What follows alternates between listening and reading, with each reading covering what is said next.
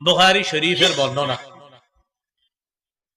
557 number হাদিস।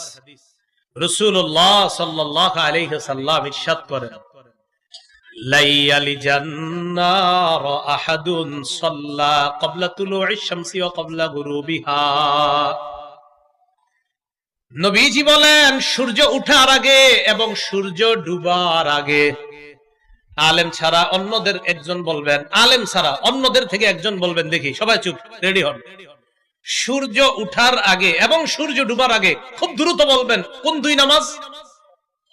আবার বলছি, সূর্য উঠার আগে সূর্য ডুবার আগে জোরে বলবেন একজন, কোন দুই নামাজ? হ্যাঁ, একজন বলেন, একজন। ফজর এবং মাগরিব কি সূর্য ডুবার আগে?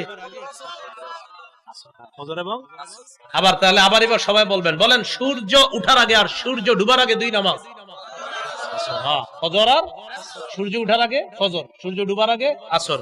নবী বলেন সূর্য উঠার আগে আর সূর্য ডুবার আগে তথা ফজর এবং আসরের নামাজ যারা পড়বে, লাইয়ালি জান্নার, সে কিছুতেই জাহান্নামে প্রবেশ করবে না।